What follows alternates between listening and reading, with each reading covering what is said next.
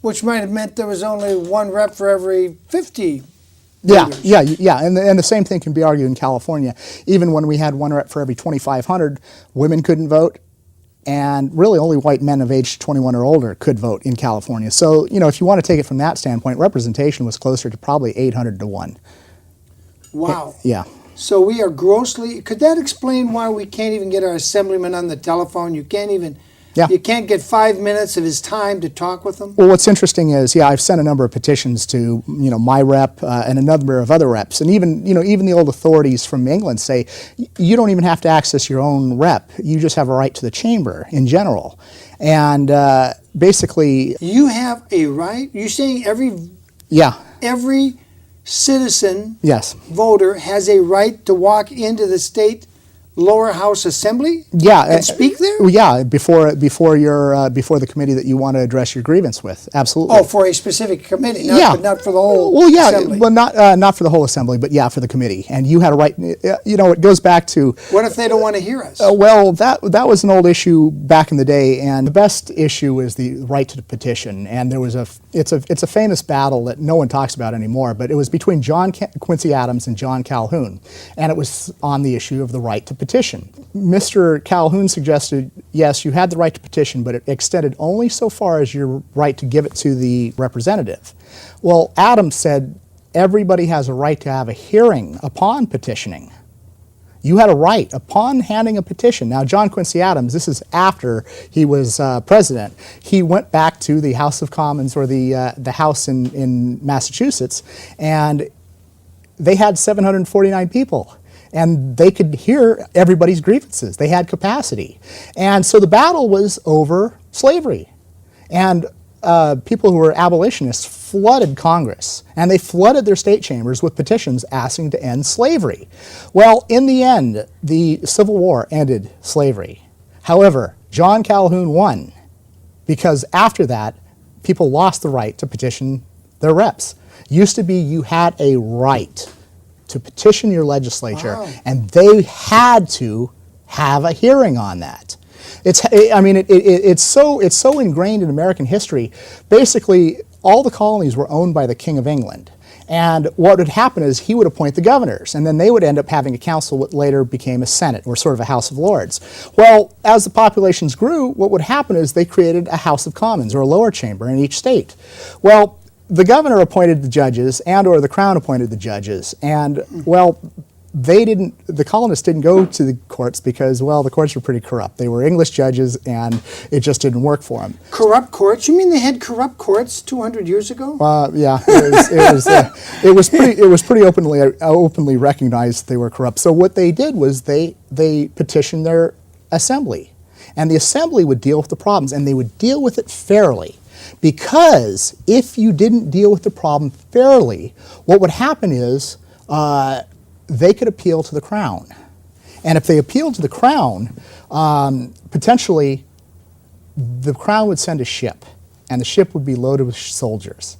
And they would end up taxing the hell out of the colonists. So the lower chamber would get the petitions, and they would deal with the problem. Even women, even black people had the right and the ability to petition. They said even people who couldn't vote. Even black people who weren't considered citizens, right? Now, were they and they could petition? Yeah, they could, yeah. And you found cases of that? Yeah, a wonderful, a man named Higginson wrote a piece for the Yale Law Journal.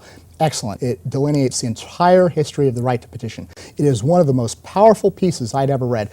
And what's so powerful about this is John Calhoun believed slavery was a positive right. You had, not only... Wasn't he the guy that beat somebody with a cane in the Senate chambers? I don't know. Or was that Daniel Webster and someone else? No, and I don't think it would have been Webster either. But anyway, John Calhoun, he was from South Carolina, believed in, the right to have slavery, encouraged the right to have slavery. And he believed that your right to petition extended only so far as to you handing your petition.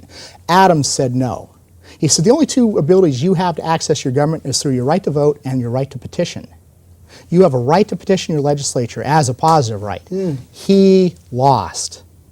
And really, they lost the incentive to increase the size of legislatures after the Crown left. I mean, it's just one of these perverse things where, you look really state to state. You would think it would be the opposite. No, and really Madison thought it was the opposite too. In fact, if you look at the 30,000 clause in the Constitution, it's no more than 1 rep per 30,000 because they were worried that people would always, they figured that people would demand representation. Well, it hasn't worked out that way. So, I mean, and it just happens to be that California has the most gross underrepresentation. Because we're 36 million people. 38 million. 36. Well, you're counting the illegal aliens. Yeah, if I count illegal aliens, it's 38 million. So, without getting into the topic. I don't think most people ever thought about it. So you're going to file it. You filed this lawsuit in Sacramento federal court. Yes. You got a case number. Supposing somebody wants to read your brief, where do they go? I mean, they're not going to drive up to the federal court in Sacramento and say, show me Michael Warnken's suit against the governor. Two things. One, the court actually, this federal court particularly, is good about scanning these in optically, so they'll have it on a website. But I have a website, CaliforniaCommonwealth.com. And, CaliforniaCommonwealth.com. And they can go there and yes. What if they want to support your lawsuit? And they can certainly go in there. There's a link that'll have a place for donations, and I encourage people, if they want to, they can join. There'll be a document that if you'd like to have a joinder. If you have your own attorney, you can certainly go and get an interpleader.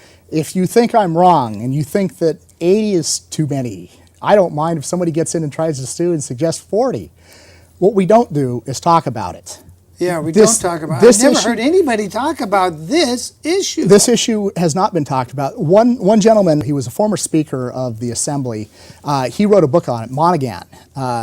Robert Monaghan. He wrote an entire book about it, about 114 pages, and he was suggesting modest increases. He suggested, it was kind of weird, but he suggested that our Senate and our U.S. congressmen be equal in size. So as we would gain congressmen, and then that way the House would double because they're exactly half the size of the Senate seats. Well, that's kind of silly. I mean, the thing of it is there are constitutionally mandated duties that our House members have. The Federalists noted that part of their job is supposed to be watching the U.S. House members. So really, they had a ratio of 10 to 1 because it said they would be doubly checked. They said each U.S. House member would be doubly checked by the lower chamber. Well, if we got 80 assemblymen and 53 House members, how in the hell can they watch their U.S. House member and do the job that they already can't do? One of the most important and interesting things is that, right now we have federal courts taking over entire segments of our government, the prison system, you name it, federal judges. Well, we have 164 federal judges, and we only have 80 assemblymen? I mean, there's... I get your point. But would you be satisfied if the federal court looked at your lawsuit and said, hot damn, Mr. Warnken, you're correct, and I'm going to order them to reapportion to 250 assemblymen. Would that...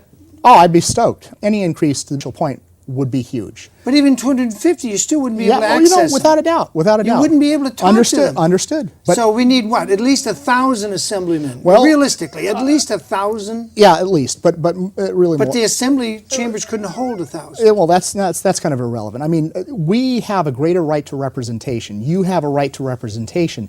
If it's truly the case that there are more reps then it's too many, whatever you want to call it. Then there's other remedies. We have the ability to split the state if they want to, and I'm not saying they have to either. But the real work that's done, the real work that's done by a legislature is done in the committees.